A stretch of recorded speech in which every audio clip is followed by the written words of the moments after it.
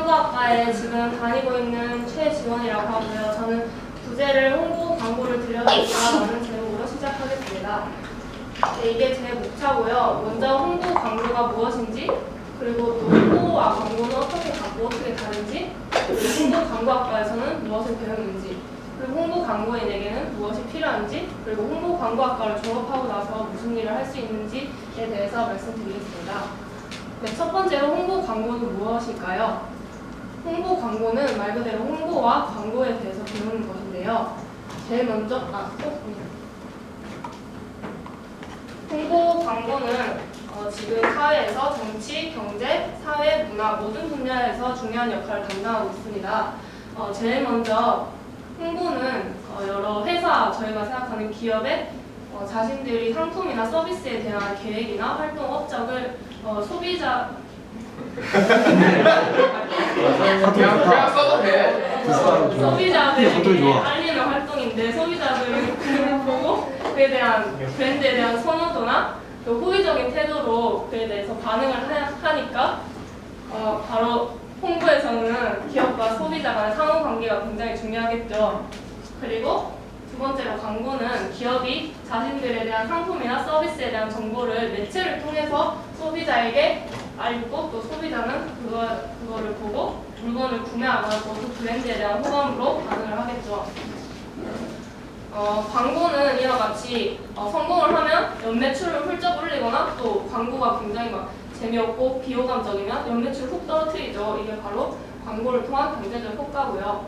그리고 또 광고는 되게 시대적으로 되게 많이 다르잖아요. 제일 첫 번째 광고는 1960년대에서부터 1970년대에 집행된 광고 중에 하나를 갖고 와봤는데 굉장히 촌스럽죠.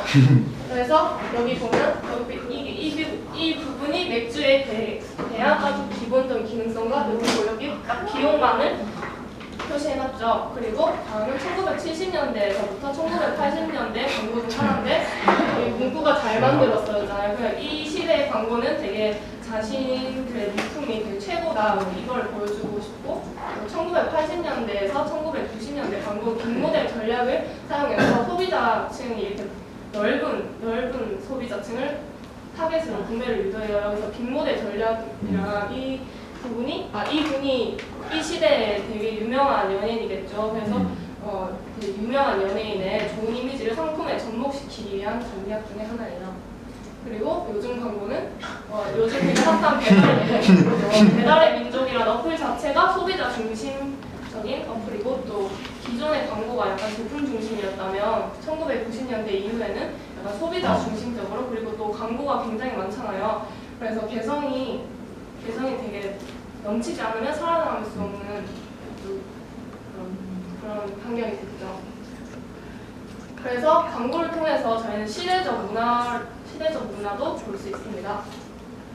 그렇다면 광고는 이런 물건을 파는 상업 광고만 있을까요? 상업 광고가 아닌 물건을 판매를 하는 것을 목적으로 아닌 광고가 비상업 광고라고 불리는데요. 제가 여러분의 이해를 돕기 위해서 상업 광고와 비상업 광고의 몇 가지 사례를 들고 왔습니다.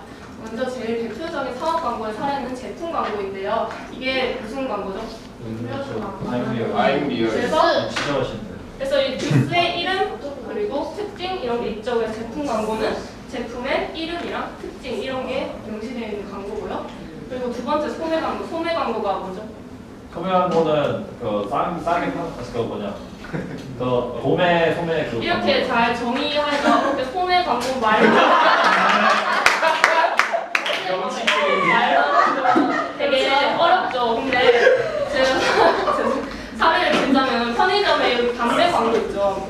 그러니까 상품 광고는 전 국민을 타겟으로 삼았다면, 소매점은 쉽게 말하면 슈퍼 안에서 그 슈퍼에 들어오는 사람들을 대상으로 하는 광고예요. 그래서 타겟이 좁긴 좁지만 그래도 상품을 광고하는 데 목적이 있죠. 그리고 세 번째는 기업 광고인데, 부산 광고가 되게 기업 광고 좋은 사례를 꼭 찍어도 제가 좋아하는 광고예요. 그래서 사람이 미래다라는 슬로건 아래서 부산 자신들의 이미지를 되게 좋게 바꾸고 있죠.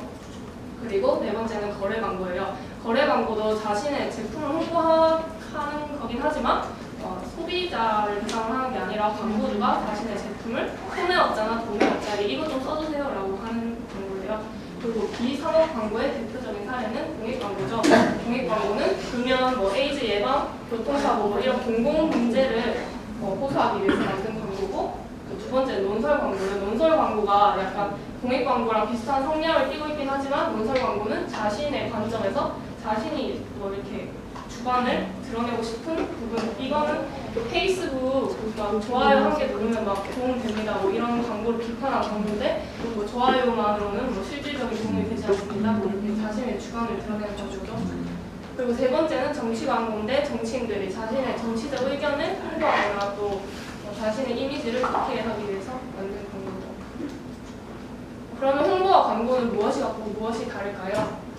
홍보와 광고는 둘 다 목적을 근본적으로 기업이나 뭐 회사의 이익을 만들어내는 것에 있겠죠. 그리고 또 홍보와 광고는 왜 하냐고 물으면은 소비자들이 그 제품이나 기업에 대한 호감도, 충성도, 신뢰도를 높이기 위해서 집행을 하고요. 또 이게 되게 식상하고 재미없으면 아무도 안 보겠죠. 그래서 되게 이거 할 때 창의성과 전문성이 필요해요. 그리고 이 둘 다 제품이나 서비스를 판매하는데 홍보는 간접적으로 개입을 하고 광고는 직접적으로 개입을 하게 됩니다.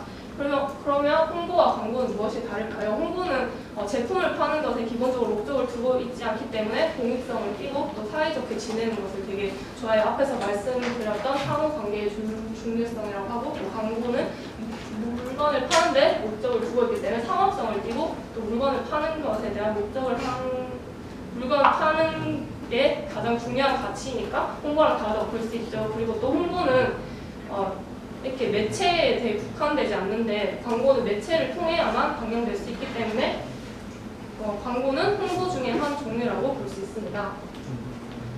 그리고 제가 커리큘럼에 대해서 말씀드릴 건데요. 홍보 광고학과에서는 이렇게 4년 동안 대략적인 커리큘럼을 갖고 왔어요. 근데 이게 전체적인 과목이 아니라 몇 가지 과목만 들고 왔는데, 제가 들은 거는 광고 원론, PR 원론밖에 없어요. 광고 원론, PR 원론은 그냥 진짜 말 그대로 기초적인 개념부터 대략적인 거였는데, 이 노란색 부분이랑 하얀색 부분이 뭐가 다를까요? 필수.